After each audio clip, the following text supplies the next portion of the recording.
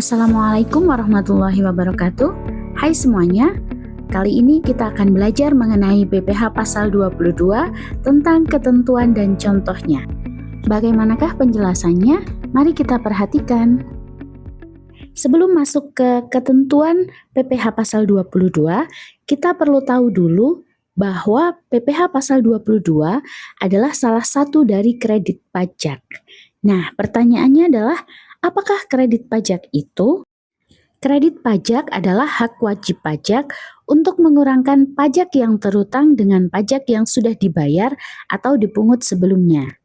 Jadi kalau misalkan Anda punya kewajiban pajak 10 juta, tapi sebelumnya sudah ada pajak yang dipotong atau dipungut pihak lain, atau Anda sudah membayar sendiri, misalkan 6 juta, maka Anda tinggal melunasi selisihnya. Nah, potongan yang sudah dibayarkan atau sudah diangsur sebesar 6 juta, itulah yang disebut dengan kredit pajak. Kali ini kita memiliki 3 tujuan pembelajaran. Yang pertama, memahami mengenai kredit pajak seperti tadi yang sudah dijelaskan. Kemudian yang kedua, memahami mengenai ketentuan PPh pasal 22. Dan yang terakhir, bisa melakukan perhitungan terkait PPh pasal 22. Semoga kita bisa mencapai tujuan pembelajaran tersebut ya. Kita mulai dari apa itu PPh pasal 22. PPh pasal 22 merupakan salah satu pajak yang bisa dikreditkan atau dapat mengurangi PPh terutang. Dan PPh pasal 22 memiliki dasar pengenaan pajak berupa 1. Impor barang, yang kedua penyerahan barang kepada pemerintah, yang ketiga penjualan barang mewah.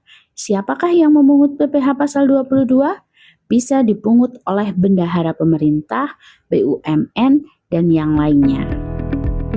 PPh pasal 22 memiliki 4 objek pajak. Yang pertama adalah impor barang. Impor barang ini dipungut oleh Direktorat Jenderal Pajak atas kegiatan impor barang. Yang kedua ada penjualan barang mewah. Apa saja barang mewahnya? Seperti kendaraan, perhiasan, elektronik, dan lain-lain.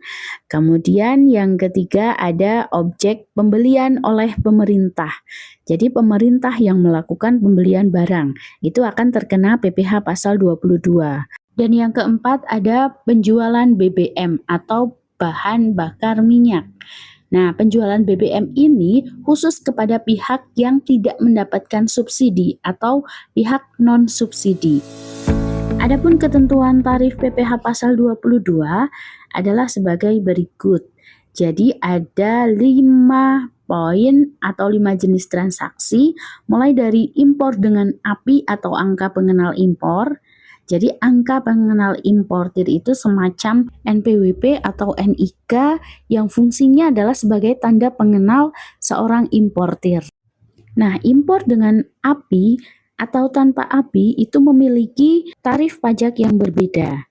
Jika impor dengan API dikenakan 2,5% dari nilai impor dan dipungut oleh Dirjen Bea dan Cukai, impor tanpa API tarifnya sebesar 7,5% dari nilai impor dan pemungutnya juga Dirjen Bea dan Cukai.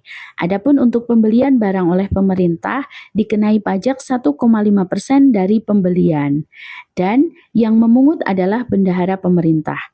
Kemudian untuk penjualan BBM, pajaknya adalah 0,3% dari harga jual dan pemungutnya adalah Pertamina atau perusahaan lain. Kemudian penjualan barang mewah itu bisa 5% hingga 10% dari harga jual. Pemungutnya adalah penjual barang mewah. Nah, selanjutnya kita akan latihan soal untuk memudahkan pemahaman kita. Soal yang pertama adalah mengenai tarif PPh pasal 22 di mana impor dilakukan dengan angka pengenal impor. Nah, di sini teman-teman bisa melihat di layar bahwa ada sebuah PT bernama Maisindo Masanusa di mana dia merupakan sebuah perusahaan industri yang mengimpor bahan baku plastik senilai 1 miliar dari luar negeri. Dan perusahaan tersebut memiliki API sehingga memenuhi syarat untuk dikenakan PPh pasal 22 dengan tarif khusus. Nah, berdasarkan Undang-Undang Harmonisasi Peraturan Perpajakan, maka PT Maisindo Masanusa tersebut mendapatkan tarif PPh pasal 22 sebesar 2,5%, sehingga perhitungan pajaknya adalah 1 miliar dikalikan 2,5%, ketemu 25 juta. Maka pajak yang dibayarkan oleh atau yang terutang oleh PT Maisindo Masanusa adalah sebesar 25 juta dan pajak tersebut dipungut oleh Direktorat Jenderal Bea dan Cukai untuk kemudian disetorkan ke kas negara. Kemudian contoh soal yang kedua yaitu impor barang tanpa api. Untuk impor barang tanpa api, kita punya contoh soal dari PT Proteksi Max, di mana ia bergerak di bidang distribusi alat kesehatan dan melakukan impor mesin produk senilai 800 juta. Nah, karena tidak memiliki API, maka tarif persentase pajaknya adalah 7,5% dan perhitungan pajak terutangnya 800 juta atau nilai impornya kemudian dikalikan 7,5%. Ketemulah 60 juta. Jadi PPh pasal 22 terutang PT Proteksi Max adalah sebesar 60 juta dan pajak tersebut dipungut oleh Dirjen Bea dan Cukai untuk disetorkan ke kas negara. Kemudian kita lanjut ke contoh ketiga yaitu penjualan barang mewah. Di soal nomor 3 ini kita mendapatkan informasi dari PT Jito Proteksi, di mana dia adalah perusahaan perdagangan barang-barang kelas atas. Dan dia kali ini menjual mobil mewah dengan harga jual sebesar 2 miliar 500 juta kepada seorang pengusaha. Nah, untuk barang mewah ini berdasarkan aturan Undang-Undang HPP, barang mewah itu dikenakan PPh pasal 22 sebesar 5 hingga 10%. Dan untuk mobil mewah, tarif yang digunakan adalah 5%. Maka perhitungan pajak terutangnya 2,5 M dikalikan 5%. Ketemulah 125 juta. Jadi PT Jito memungut PPh sebesar 125 juta dari pembeli mobil tersebut untuk kemudian menyetorkannya ke kas negara. Terkait dengan barang-barang tertentu yang memiliki persentase tarif pajak tertentu, itu bisa kalian lihat, bisa kalian cek di lampiran Peraturan Menteri Keuangan. Kalian bisa googling kemudian di-download ya. Kemudian kalau ada kasus tertentu bisa dicek barang tersebut adakah di daftar tarif pajaknya. Kalau ada dicek berapa persen, kemudian baru dikalikan dengan nilai barangnya. Semoga bisa dipahami ya. Kemudian kita lanjut soal keempat. Soal keempat itu kasus penjualan BBM non-subsidi. Jadi pada kasus ini kita punya informasi dari PT Medika Maisindo Global di mana dia memasarkan BBM non-subsidi dan kemudian melakukan transaksi penjualan BBM kepada PT Konstruksi Prima dengan nilai 500 juta. Nah, transaksi ini dikenakan PPh pasal 22. Berapa persentase pajaknya? Persentase pajaknya adalah sebesar 0,3%, sehingga PPh terutangnya adalah 500 juta atau nilai penjualan BBM-nya dikalikan dengan tarif pajaknya yaitu 0,3%. Di kasus ini ketemu PPh terutangnya adalah sebesar Rp1.500.000 sehingga PT Medika Maisindo Global memungut PPh sebesar 1.500.000 dan menyetorkannya ke kas negara.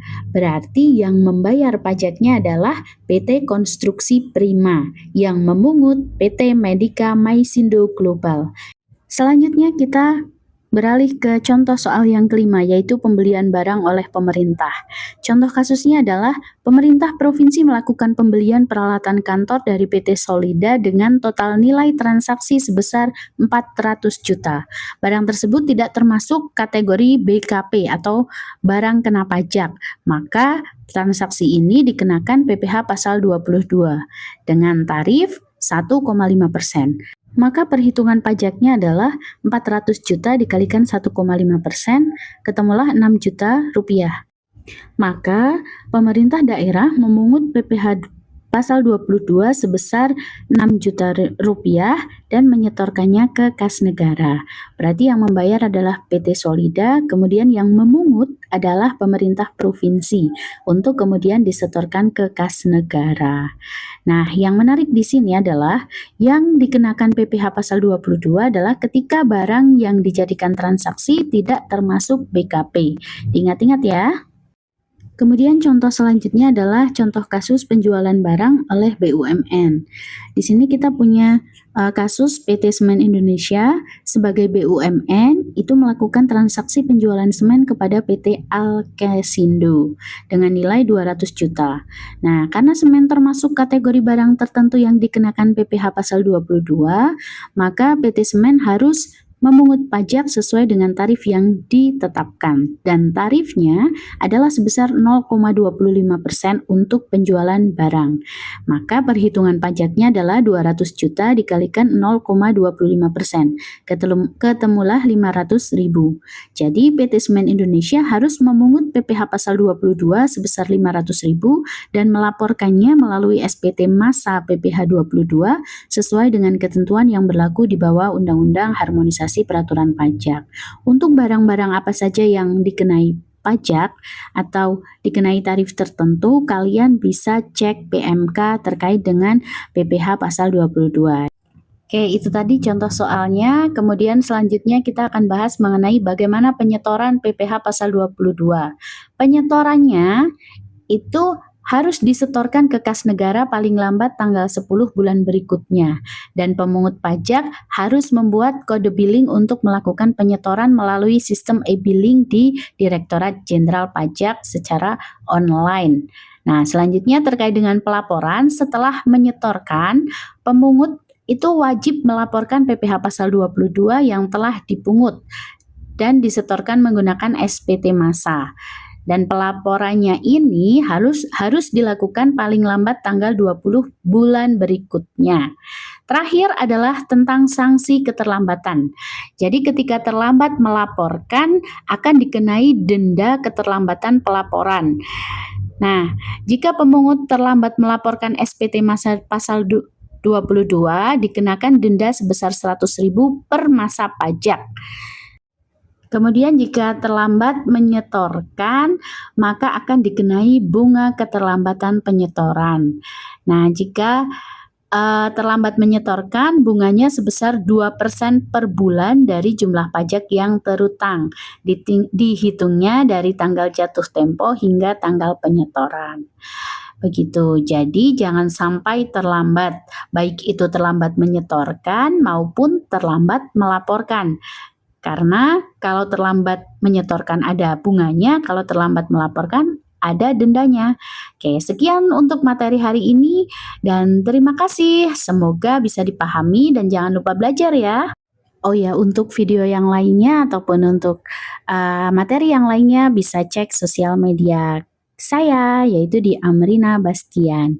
Oke, sekian dan sampai jumpa lagi di pertemuan selanjutnya. Wassalamualaikum warahmatullahi wabarakatuh.